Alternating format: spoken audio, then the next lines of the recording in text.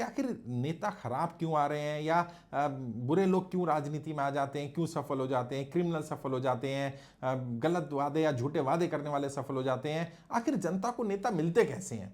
क्या इसमें नेताओं का दोष ज्यादा है, जनता का दोष है, दोनों का दोष है? क्या समस्या क्या है, मैं बताने की कोशिश करता हूं। इसमें 3-4 पैरामीटर हैं, 3-4 लेवल हैं जिन पर बात करनी पड़ेगी।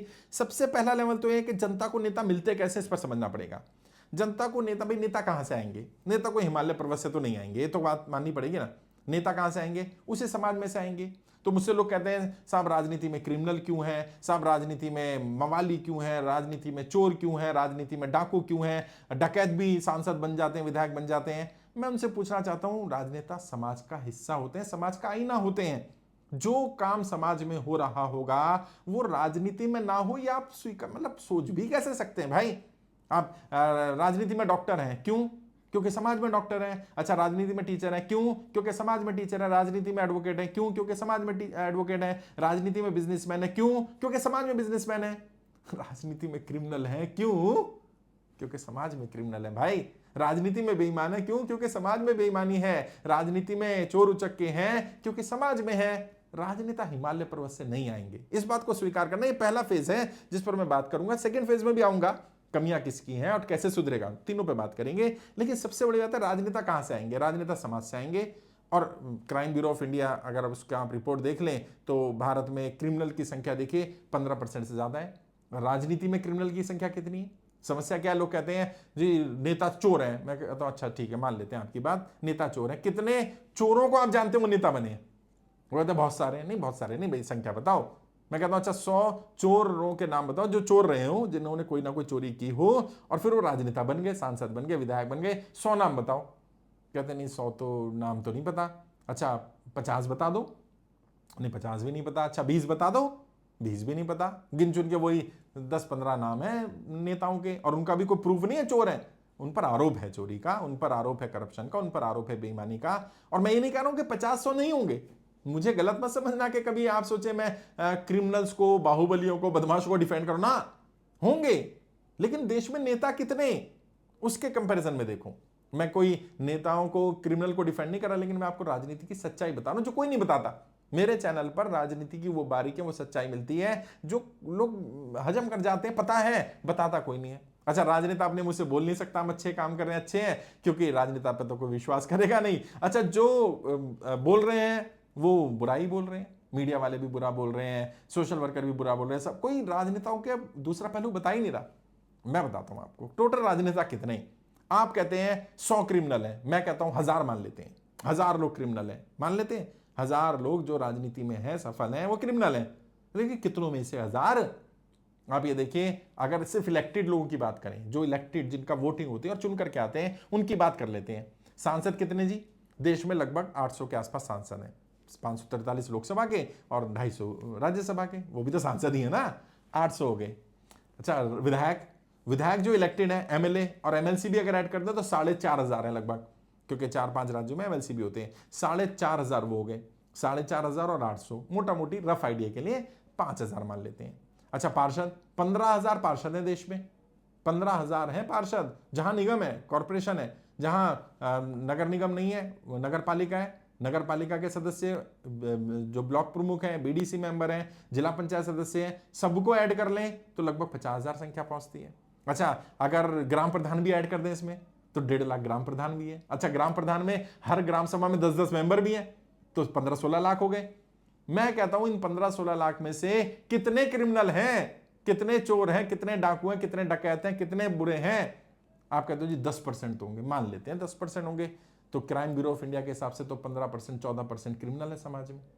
4% का जगह है ना अभी, तो 4% क्रिमिनल और आ सकते हैं भाई, क्योंकि राजनेता हिमालय पर्वत से नहीं आएंगे यार। इस सच्चाई को स्वीकार करना पड़ेगा। पहले हम जब गलत एग्जाम्पल सेट करेंगे, गलत चीजें सेट करेंगे, गलत आदर्श स्थापित करेंगे, तो फिर तो गड़बड़ हो जाएगी ना। राजनीति कोई बहुत अलग चीज नहीं है। राजनेता आप में, हम में से, बीच में से आएंगे, समाज में से आएंगे। अब दूसरा पहलू है इसका कि क्या यही बुरे लोग आते रहे, अच्छे लोग नहीं आने चाहिए? बिल्कुल आने चाहिए। समाज क्या उनका बहिष्कार करेगा? आप बुरा मत मानिएगा, कई लोगों को मेरी बात कड़वी लगने वाली है, बुरी लगने वाली है, कई लोग शायद वीडियो देखना बंद कर देंगे यहां से, कोई बात नहीं, लेकिन मेरा काम सच्चाई बताना है। कोई आपका रिश्तेदार बेईमानी से 2 नंबर का धंधा करके, क्राइम करके, कुछ भी करके पैसा कमा ले, अमीर बन जाए, उसके यहाँ से कार्ड आ जाए उसके बच्चे की शादी का, मुंडन का, बर्थडे का, किसी और फंक्शन का, तुरंत भागे भागे चले जाएंगे विद फैमिली। क्यों नहीं करते बहिष्कार भाई? जब आपको पता है वो क्रिमिनल है, जब आपको पता है वो बेईमान है, जब आपको पता है उसने गलत किया हुआ है, उस रिश्तेदार का बहिष्कार क्यों नहीं करते? बॉयकॉट क्यों नहीं करते? समाज क्यों नहीं करता? समाज ऐसे सभी लोगों का अगर बॉयकॉट कर दे, चलो समाज को छोड़ो, गांव कर दे ना। गांव को पता है ना कौन बेईमान है, कौन करप्ट है, कौन गलत काम कर रहा है, किसके घर में गलत हो रहा है, कौन ड्रग्स का धंधा कर रहा है। गांव को, मोहल्ले को, सबको पता है। कर दो ना बहिष्कार उसका।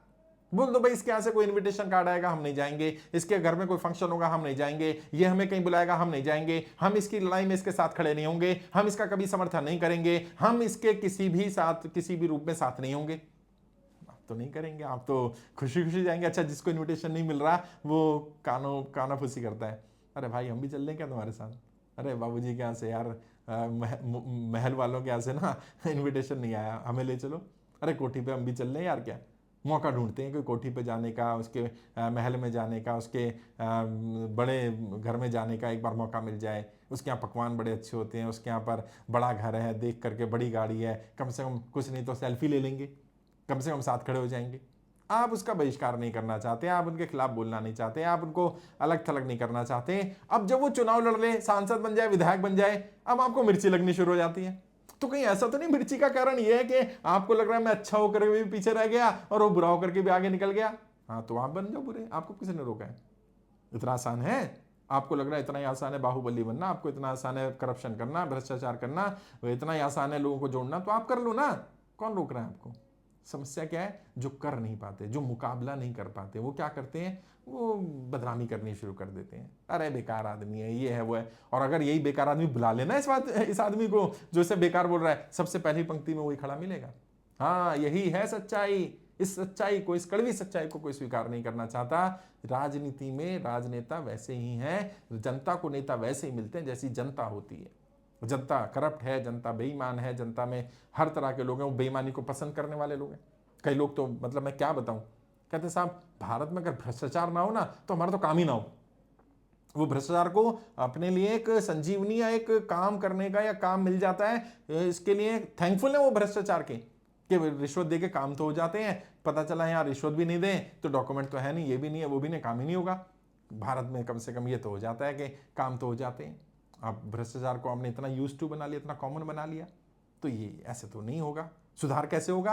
पहले समाज को उन लोगों का बहिष्कार करना पड़ेगा जो गलत करते हैं। समाज को अपने आदर्श, अपने हीरोज को ध्यान से चुनना चाहिए। आप क्रिमिनल को अपना हीरो बनाते हैं, अपना आदर्श बनाते हैं, क्यों? क्योंकि उसने दूसरी जाति वाले को मर्डर कर दिया, दूसरी जाति वाले का अपमान कर दिया, आपकी जाति को उसने अस्मिता को बचा लिया, आपकी जाति बड़ी कर दी, आपको गर्व हो गया वो मेरी जाति का है। अबे दामाद चुन रहे हो क्या? दामाद चुनते समय तो चलो, वैसे तो वहां भी जाति धर्म क्या देखना है यार, इंसानियत देखो, इंसानियत सबसे बड़ा धर्म है। लेकिन फिर भी कम से कम चलो ठीक है, आप कहते हो नहीं जी मैं तो अपने धर्म में अपने बच्चों की शादी करूंगा, तो ठीक है, समझ में आता है। लेकिन ये क्या, वोट देते समय, सपोर्ट देते समय, किसी को अपना नेता चुनते समय वहां भी जाति धर्म देखना, उससे ऊपर आप उठोगे नहीं और फिर आप कहोगे नेता खराब है, नेता क्रिमिनल है, नेता करप्ट है, नेता ये, नेता वो, नेता वो, नेता वो, नेता झूठे होते हैं, नेता वादा करके मुकर जाते हैं। आपने भी तो ऐसा ही किया। मैं एक सच्ची घटना बताता हूँ। एक ग्राम प्रधान से मैंने किसी ने बात की, उसने बताया कि क्या स्थिति बनी और उसने बिल्कुल लाइव बताया। उसने कहा जी जब वो ग्राम प्रधान का चुनाव लड़ रहा था तो उसने सबको पैसे बांटे, और हमारे यहाँ तो जो ग्राम प्रधान में पैसे नहीं बांटता उसे तो हम उम्मीदवार ही नहीं मानते। उसने बांटे, सभी बांट रहे थे, हमने भी ले लिए। अब 5-5 हज़ार रुपये एक वोट के हिसाब से दिए। मेरे घर में 10 वोट थे, 50 हज़ार रुपये लिए हमने, तो वोट भी दिया उसे। कहते भाई उसकी जीत की संभावना लग रही थी, वोट भी दे दिया, जीत भी गया। कह रहे अब क्या हुआ, 2 महीने बाद हमें कोई काम पड़ गया। मैं नाम नहीं ले रहा हूँ किस गांव का, लेकिन बहुत सारे गांव की घटना लगभग कॉमन होगी और बिल्कुल सच्ची घटना है। कहते हैं 2 महीने बाद हमें कोई काम पड़ गया। हम गए उस ग्राम प्रधान का, ये तो अपना आदमी है, इसको तो हमने वोट भी दिया है, सपोर्ट भी दिया है, तो काम करा ही लेगा। गए पहुंचे, उसने कहा हाँ जी बताओ। कह रहे जी काम करवाना था। कह रहे कौन सा काम? कह रहे ये वाला काम था, ये ऐसे ऐसे कराना, आप करा दोगे? कह रहे भाई देख 5 हज़ार रुपये दिए थे एक वोट के, हैं काम के लिए पैसे, वोट नहीं दिया तूने पैसे के लिए वोट दिया था, हिसाब बराबर हो गया। तूने वोट दिया, मैंने पैसे दिए, अब मेरे पास मत आइयो, 5 साल बाद बात करेंगे। अब वो कह रहा है ये क्या हो गया जी, मेरे तो वोट भी दिया, तो वोट दिया तो तुम क्यों नहीं पैसे दिए ना? और जितने पैसे लिए तुमने 5,000 एक वोट के हिसाब से 50,000 रुपये, अब आपने 50,000 में अपने 5 साल का भविष्य उसको गिरवी रख दिया। अब वो जो भी फैसला ले, गांव के विकास के लिए पैसा है और वो अपने विकास में लगा दे, तो आप उसे दोषी नहीं ठहरा सकते, क्योंकि दोष आपका है, आपने गलत व्यक्ति को चुना। और जो प्राउडली बोलते हैं हमारे गांव में तो 5 उम्मीदवार खड़े हैं, 3 पैसे बांटेंगे तो हम तो 3 ही मानेंगे जी उम्मीदवार हैं, बाकी 2 तो उम्मीदवार ही नहीं है हमारे लिए, तो फिर ऐसे नेता मिलेंगे भैया। फिर ये उम्मीद मत करना वो विकास करेंगे। जितना विकास का पैसा गांवों के नाम पर, शहरों के नाम पर, सड़कों के नाम पर, मोहल्लों के नाम पर, विधानसभा का, राज्यों का बजट है ना, अगर उतना पैसा ईमानदारी से एक ही बार खर्च हो जाए तो दोबारा खर्च करने की जरूरत ना पड़े। है छोटे छोटे राज्यों में एक एक विधानसभा, मतलब राज्य का विधानसभा है 100 और बजट पता है कितना है, 1 लाख करोड़ का। अब बताओ 100 विधानसभा 1 लाख करोड़, यानी एक एक विधानसभा पे कितना हो गया, 1000 करोड़ हो गया। 1000 करोड़ 5 साल में खर्च करके दिखाओ विधानसभा में। बूथ वाइज बात कर लें तो अगर 200 बूथ हैं तो एक एक बूथ पर कितना हो गया, हिसाब लगा लो, 50-50 करोड़ रुपया।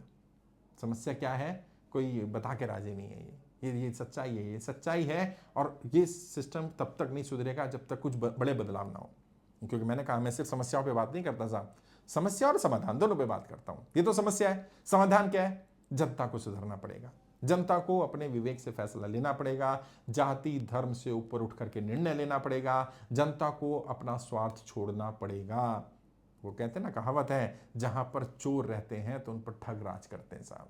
यही है सच्चाई, चोरों के ऊपर ठगी तो राज करेगा, है ठगों के ऊपर डकैती तो राज करेगा, तो सारे ठगों में तो डकैत राज कर लेगा। आप बदलना चाहते हैं सिस्टम को, आपके अकेले के बदलने से नहीं होगा, जनता को जागना पड़ेगा। और जब जब हुआ है दुनिया के जिन जिन देशों में जब जब बड़े परिवर्तन हुए, कब हुए, किसी पॉलिटिकल पार्टी ने परिवर्तन नहीं किया, कोई संस्था परिवर्तन नहीं कर पाई, परिवर्तन हुआ तो नीचे से हुआ, परिवर्तन हुआ तो जनता से हुआ। जब जनता ठान लेती है कि अब हमें नेताओं को स्वीकार नहीं करना, अब हमें सिस्टम को स्वीकार नहीं करना, अब हमें बदलाव चाहिए, तो बदलाव करना पड़ता है। और लोग कहते हैं नेता जनता को मूर्ख बना दे, नहीं, नेता जनता को मूर्ख नहीं बना, मैं नेताओं का कोई वकील नहीं हूं भाई, लेकिन मैं आपको सच्चाई बता रहा हूं, नेता धर्म जाति के नाम पर जनता को नहीं बांटते। नेताओं को पता है जनता धर्म जाति पर बटी हुई है, उसका इस्तेमाल करते हैं अपने फायदे के लिए। तो बंटना बंद कर दो, कौन बांटेगा। लिखा है ना, अभी स्लोगन चल रहा है कई जगह पर के बंटना नहीं है, बंटना नहीं है। हाँ तो मैं भी तो कह रहा हूं बंटो मत, धर्म के नाम पर, जाति के नाम पर, संप्रदाय के नाम पर बंटना नहीं। हम सबकी एक ही पहचान, हम भारतीय हैं, तब समाधान निकलना शुरू होगा। ये नहीं करो समाधान निकल जाएगा, शुरुआत हो जाएगी, बदलाव की शुरुआत होगी। जब तक हम बदलेंगे तभी बदलाव होगा, हम बदलेंगे तो राजनीति बदलेगी, हम बदलेंगे समाज बदलेगा, हम बदलेंगे देश बदलेगा। हम ही नहीं बदलेंगे तो। सच्चाई क्या है, हर कोई चाहता है देश का बच्चा बच्चा भगत सिंह बने पड़ोसी के घर में, मेरा तो आईएएस बनेगा, मेरा तो डॉक्टर बनेगा, मेरा तो इंजीनियर बनेगा, पड़ोसी के को फांसी पे टंगवा दो, उसे भगत सिंह बना दो। ऐसा नहीं होता, शुरुआत करनी पड़ेगी खुद से। आप कहते हैं ना, जिसको दर्द होता है वो जानता है दर्द कैसा है, दूसरा तो सिर्फ महसूस कर सकता है। जब दर्द होगा तब देखेंगे, आपके चोट लगी है तो आपको पता है दर्द कैसा है। जिसे देश से प्रेम होगा, जिसे समाज से प्रेम होगा, जो वाकई बदलना चाहेगा, उसे आगे आना पड़ेगा। और लोग बुरा कहेंगे, बिल्कुल सही बात है, लोग शुरुआत में विश्वास नहीं करेंगे, गालियां भी देंगे, बुरा भी कहेंगे, लेकिन स्वीकार करना पड़ेगा। अगर गालियां स्वीकार नहीं है तो कल तालियां भी स्वीकार नहीं कर पाओगे। गालियां भी मुबारक हो, तालियां भी मुबारक हो, दोनों चीज़ें जो मिले ठीक है, इस राह पर चलना पड़ेगा। मुश्किल रहा है, हर किसी के लिए नहीं है। अपना पैसा लगाना, पहले तो पैसा कमाना, क्योंकि राजनीति में बिना पैसे के तो राजनीति होगी नहीं। पहले तो करोड़ों रुपए कमाना, फिर करोड़ों लगाना, क्योंकि कमाना ही सबसे पहले मुश्किल है आज की डेट में। तो फिर कमा लिया तो उसमें आग लगाना, आग लगा के हाथ सेकना, क्योंकि रिजल्ट आ भी सकता है, फेवर में नहीं भी आ सकता। और अगर रिजल्ट फेवर में आ गया तो फिर बेईमानी ना करना, ईमानदारी से काम करना। ये तो ज्यादा बड़ी धर्म संकट में डाल रहे हो यार, इतनी बड़ी परीक्षा तो हर कोई तो नहीं कर पाएगा। तो राजनीति तब तक नहीं सुधर सकती जब तक ये समाज में परिवर्तन ना आए, समाज स्वीकार ना करे। समाज मना कर दे ना, हम पैसे नहीं लेंगे, समाज कह दे हम जाति के नाम पर नहीं बटेंगे, समाज कह दे हम धर्म के नाम पर नहीं बटेंगे, समाज कह दे कि हम प्रचार प्रसार खुद कर लेंगे। और जिनके साथ ऐसा हुआ, जिन राजनेताओं का समाज ने प्रचार प्रसार किया, समाज जिनके साथ खड़ा हो गया, उन्हें पैसे की जरूरत नहीं पड़ी वर्तमान राजनीति में। वरना बिना पैसे के सफलता संभव नहीं है साहब। कड़वी है, कुछ लोगों को बुरी भी लग रही होगी, लेकिन सच्चाई यही है। मैं सच्चाई से मुंह नहीं मोड़ सकता, और एक पॉलिटिकल ट्रेनर के नाते मेरी जिम्मेदारी बनती है मैं सच्चाई बताऊं। वर्तमान राजनीति में ईमानदारी से चलने के लिए, ईमानदारी से चुनाव जीतने के लिए कोई मार्ग ही नहीं है। और ईमानदारी भी, चलो मैं कहता हूं बिल्कुल ईमानदारी से रहो, चुनाव आयोग ने की लिमिट दी है ना।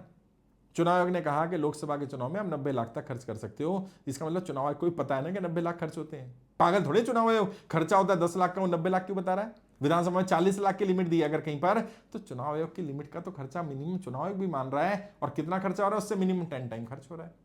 और फिर वो जो पैसा लगाएगा तो सही बात है भैया, वो रिकवर नहीं करना चाहेगा, आरओआई नहीं देखेगा कि मेरी इन्वेस्टमेंट पर रिटर्न कितनी है। तो इसलिए जनता को नेता वैसे ही मिलते हैं जैसी जनता होती है। जनता को ही बदलना पड़ेगा, बदलाव तब तक नहीं हो सकता। मैं और आप या कोई भी एक व्यक्ति अकेला नहीं कर सकता। शुरुआत ज़रूर कर सकता है, मैंने की शुरुआत, मैं नए लोगों को ट्रेन करने का काम कर रहा हूँ, गाइड करने का काम कर रहा हूँ। उसमें नए लोग मुझसे नाराज होते हैं, सब आपकी तो फीस बहुत ज़्यादा। और भाई मैं जहाँ कनॉट प्लेस में मेरा ऑफिस है, जहाँ मैं आता जाना करता हूँ, जिस स्टैंडर्ड को मैं मेंटेन करता हूँ, उसमें लाखों रुपये महीना खर्चा हो रहा है भाई। 100 लोगों की टीम है, अगर हर टीम मेंबर पर अगर 50-50 हज़ार रुपये महीना खर्च हो रहे हैं, तो 100 इलेक्शन मैनेजर को रखना, टीम को रखना, बैकएंड की टीम को रखना, फ्रंट की टीम को रखना, सोशल मीडिया टीम को रखना, ये सब खर्चा होता है यार। मैं अपनी जेब से दूंगा तो पता चला कल को फिर मैं आप पे डिपेंड हो जाऊँ, मैं कहूँ भाई साहब कुछ मदद कर दो, तो वो ठीक नहीं है। वो मेरा प्रोफेशन है, मैं कोशिश करता हूँ कि सिखा रहा हूँ। कम से कम आप, ऐसा नहीं कह रहा हूँ कि बहुत बड़ा एहसान है, लेकिन ये बड़ी बात है, क्योंकि कोई सिखाता नहीं है राजनीति की बारीकियां। कोई भी व्यक्ति किसी को राजनीति की बारीकियां नहीं सिखाना चाहता, क्योंकि लोगों को लगता है कि नहीं, राजनीति अगर सिखा दी तो ये मेरे बराबर हो जाएगा।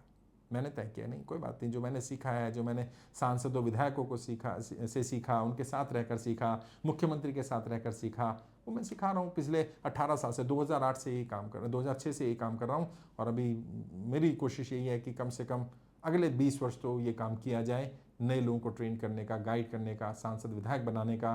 खासकर से वो जिनके पास संसाधन है, जिनके पास पैसा है, संसाधन, ईमानदारी से कमा रहे हैं और ईमानदारी से काम करना चाहते, रास्ता नहीं मिल रहा, आ जाओ, मैं दूंगा रास्ता, मैं दिखाऊंगा। और मैं ऐसे सभी लोगों को, आप डॉक्टर हैं, इंजीनियर हैं, साइंटिस्ट हैं, पायलट हैं, टीचर हैं, सीए हैं, लॉयर हैं, किसी भी लेवल पर, व्यापारी हैं, सरकारी नौकरी में हैं, किसी भी लेवल पर अगर आप पहुंच चुके हैं, आपने ईमानदारी से काम किया, कुछ संसाधन आपके पास है, कम से कम चुनाव की लिमिट के बराबर, और आप राजनीति के लिए अपने आपको अब तैयार करना चाहते हैं, सोच अच्छी है, विजन अच्छा है, पार्टी बनाकर करना चाहते हैं, इंडिविजुअल करना चाहते हैं, किसी पार्टी में जाकर करना चाहते हैं, मार्ग नहीं मिल रहा, मैं दे दूंगा मार्ग, मैं रास्ता दिखा दूंगा। मैं तुम्हारी जिंदगी की इस महाभारत का सारथी बनने को तैयार हूं, अगर तुम अपनी महाभारत के अर्जुन बनने को तैयार हो। लेकिन अर्जुन मतलब तपस्या, अर्जुन मतलब त्याग, अर्जुन मतलब हिमालय पर्वत पर जाकर धनुर्विद्या सीखना, पैसा लगेगा, ये नहीं होगा अर्जुन ऐसे फ्री में बन जाएंगे, जी मेरे अंदर बड़ा जोश है मेरे को अर्जुन बना दो। अर्जुन मतलब तपस्या होगी, अर्जुन मतलब त्याग करना पड़ेगा, अर्जुन मतलब बहुत बहुत मुश्किल या कठिन मार्ग पर चलना पड़ेगा, पथरीले रास्तों पर चलना पड़ेगा। बट अगर आपको लग रहा है कोई नहीं सिखा रहा है, तो मैं सिखाऊंगा। कोई गाइड नहीं कर रहा है, आपको लग रहा है, मैं गाइड करूंगा। आपको लग रहा है कोई राजनीति बारीकियां नहीं सिखा पाएगा, आपको सांसद विधायक नहीं बना पाएगा, आप सक्षम हैं, आप काबिल हैं, और आप हर लड़ाई को लड़ने के लिए तैयार हैं, आइए, दिल्ली में कनॉट प्लेस में मेरा ऑफिस है, मैं गाइड करूंगा। बात करना चाहें तो वीडियो के डिस्क्रिप्शन जाइए, मेरे फ़ोन नंबर मिल जाएंगे, 2-4-5 मिनट बात करनी, फ्री ऑफ कॉस्ट बात करिए, मैं आपको गाइड कर दूंगा, आपके बारे में जान लेंगे और आपको बता देंगे। वीडियो कैसा लगा ज़रूर कमेंट बॉक्स में बताइएगा। मैं डिटेल वीडियो बनाने की कोशिश कर रहा हूँ हर टॉपिक पर। आपके मन में भी कोई टॉपिक है, किसी पर आपको लगता है डिटेल वीडियो चाहिए, तो कमेंट बॉक्स में लिखिएगा, मैं उस पर वीडियो बनाने की कोशिश करूँगा। आज के लिए इतना ही। आपके उज्ज्वल राजनीतिक भविष्य के लिए हार्दिक शुभकामनाएं। जय हिंद, जय भारत।